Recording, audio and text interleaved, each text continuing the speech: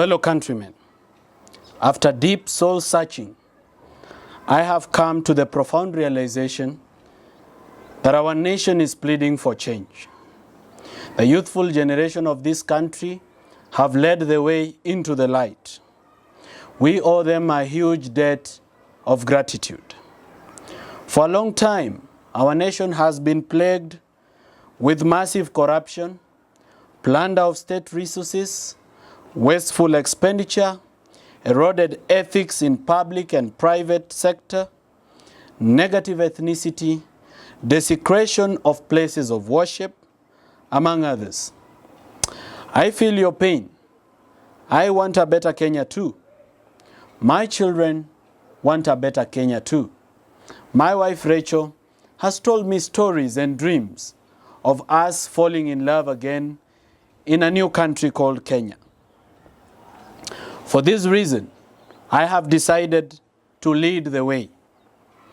Fellow countrymen, before I declare the raft of measures to be undertaken by my government in the pursuit of a better tomorrow, I want to remember the heroes who have lost their lives in this struggle.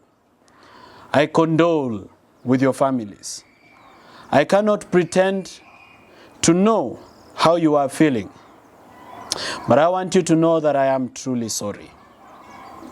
I may not be able to restore the lives of your dear departed, but I have made a committed resolve to remember them as heroes of Kenya and confer state honors upon them, as is my power under the Constitution.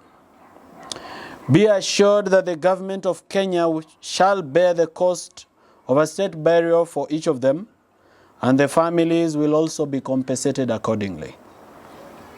Ladies and gentlemen, at a moment like this, we must make a decision to move forward or to look backwards. It is written in the story of a prolific writer, Goro Wakamau, a true son of this land, that we should never cry when the sun goes down, for the tears will not let us see the stars. As we look forward, I charge all of you to walk with me in this journey and be my accountability partners as I serve you as your president. Accordingly, I have made the following reforms to my government effective immediately. 1.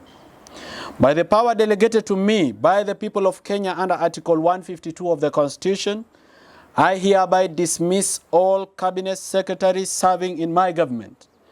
They shall cease to hold office forthwith. I will appoint a new cabinet within 14 days to help me in the priority business of our country.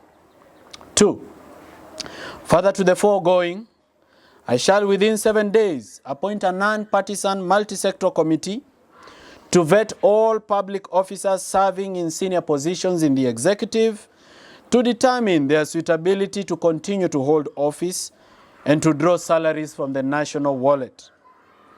I shall conduct this radical surgery to root out all officers that have normalized corruption, glorified incompetence, and made a mockery of public service.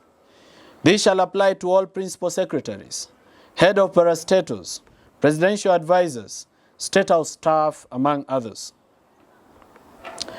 As the leader of the Kenya Kwanza coalition of parties, I have summoned a parliamentary group meeting on Wednesday, 3rd of July, to discuss a reorganization of our parliamentary leadership in a manner that reflects the aspirations of the people of Kenya. I hope that upon resumption of Parliament, the first order of business should be to constitute the Independent Electoral and Boundaries Commission to facilitate democratic processes that may ensue. Ladies and gentlemen, it is important that we appreciate the fact that our constitution is not perfect. It requires serious reform to achieve a higher level of accountability and good governance.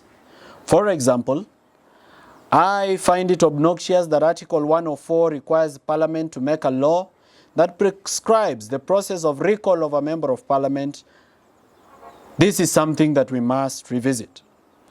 Upon constitution of the IEBC, we shall propose a referendum process to re-examine the Constitution for it to reflect our national realities and aspirations as a people. I urge you, my fellow countrymen, to reason with me on practical steps that can be taken in the pursuit of shared prosperity. To spur economic growth in our motherland, I have made the following executive orders. 1. I am this evening instructing the Governor of Central Bank to within 21 days develop a mechanism where small, medium enterprises, SMEs, can borrow business loans from banks at a special interest rate of 8% to 10%, which will enable business expansion and job creation for our youth. I am this evening instructing the Director General of the Energy Petroleum Regulatory Authority, EPRA, to immediately prioritize issuance of licenses to any person who wants to generate affordable electricity for Kenyans. The authority should develop comprehensive regulations to open up the energy market for investment. This will help lower the cost of manufacturing and spark growth in the manufacturing sector, thus creating jobs for our youth. Fellow countrymen, following 2 weeks of protests by the Kenyan people, it is worth noting that there are police officers that conducted themselves in a manner that betrays their oath, violates the Constitution, the Police Service Act, and the Police Standing Orders. I therefore charge the Independent Police Oversight Authority to speed up investigations into such cases for immediate action. In the intervening period, I have accepted the resignation of the Inspector General, Mr. Japheth Koome, who has written to me citing personal reasons. The nation is grateful to his service. I have forthwith recalled the Deputy Inspector General Nur Gabo, who is on a UN mission in Haiti, to report back to office and act as Inspector General until a substantive office holder is appointed. In the coming weeks, I will announce more measures to be undertaken by my government in furtherance of radical reforms that are in pursuit of our shared prosperity. Thank you, good people. I won't be taking any questions today. Asante sana.